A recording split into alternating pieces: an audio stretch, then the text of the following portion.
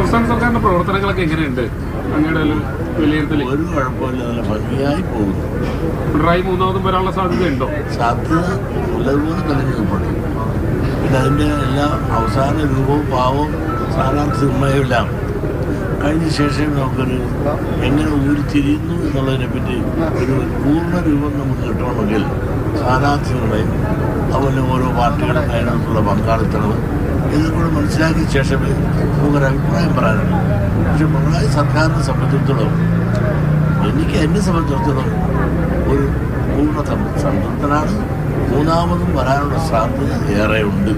അങ്ങയുടെ പൂർണ്ണ പിന്തുണ പിണറായിക്കുണ്ട്. എൻ്റെ പിന്തുണ പിണറായിക്ക് വ്യക്തിപരമായിട്ടൊന്നുമില്ല, അഭിപ്രായങ്ങൾ പറഞ്ഞെന്ന് മാത്രമേ ഉള്ളൂ. അഭിപ്രായങ്ങൾ എല്ലാവർക്കും പറയാനുള്ളൂ. എതിര് പറയുന്നൊരു കാണാം, അനുകൂലം പറയുന്നൊരു കാണാം. എൻ്റെ വ്യക്തിപരമായ അഭിപ്രായമാണ് ഞാൻ പറയുന്നത്. ബി ജെ പിക്ക് എങ്ങനെയാണ് സാധ്യത ഉണ്ടോ? സീറ്റുകൾ കൂടുതൽ കിട്ടുമോ? ബി ജെ പിക്കാരെ വോട്ടിംഗ് പെർസെൻറ്റേജ് അവർ കൂടുതലുണ്ട്. പ്രത്യേകിച്ച് രാജീവ് ചന്ദ്രശേഖർ ബി ജെ പിയുടെ നേതൃത്വത്തിൽ വന്നതിൽ വലിയൊരു മാറ്റം ഇന്ന് കേരളത്തിൽ ഉണ്ടാക്കാൻ അദ്ദേഹത്തിന് സാധിച്ചു.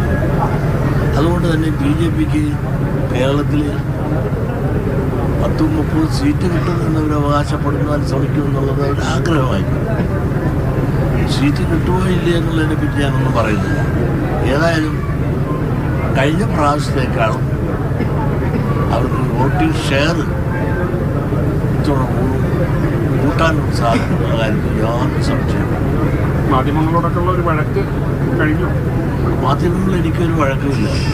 എന്നെ ഈ പൊട്ടിയെ ചെട്ടിയെ വെച്ചാൽ ചെട്ടിയെ ദൈവം ചതിക്കുമെന്ന് കണ്ടിട്ടില്ലേ? കിട്ടിയില്ലേ? എന്നെ ചതിച്ചവരെല്ലാം കിട്ടിയില്ലേ? ഒരു മാധ്യമങ്ങളൊരു മര്യാദ, ഒരു മാധ്യമപ്രവർത്തനാണ് നിങ്ങളെങ്കിൽ അങ്ങോട്ടും ഇങ്ങോട്ടും മനസ്സിലാകും. അല്ലാതെ മാധ്യമ വിചാരണ നടത്താൻ എൻ്റെ ഒരു കരുവാക്കൽ. മൂന്നാം വട്ടവും LDF സർക്കാർ വരാനുള്ള സാധ്യതയാണ് കാണുന്നത് എന്നാണ് അദ്ദേഹം പറയുന്നത്. തൻ്റേതായ ഒരു പിന്തുണ അങ്ങനെ തൻ്റെ സമുദായത്തിൽ എല്ലാവിധ പാർട്ടിക്കാരുമുണ്ട്. അവർക്ക് അവരവരുടേതായ ഇഷ്ടത്തിന് അനുസരിച്ച് വോട്ട് ചെയ്യാവുന്നതാണ്. BJPയെ സംബന്ധിച്ച് സീറ്റ് കിട്ടുമെന്ന് പറയുന്നില്ല. പക്ഷേ രാജീവ് ചന്ദ്രശേഖരൻ്റെ വരവിൽ വോട്ട് ഷെയർ കാര്യമായി വർദ്ധിക്കും എന്ന ഒരു പ്രതീക്ഷയാണ് വെള്ളാപ്പള്ളി പങ്കുവയ്ക്കുന്നത്. അതേസമയം മൂന്നാം വട്ടവും LDF സർക്കാരിനുള്ള സാധ്യതയാണ്. മറ്റു കാര്യങ്ങളെക്കുറിച്ച് അദ്ദേഹം ഇങ്ങനെ പറഞ്ഞു വരികയാണ്.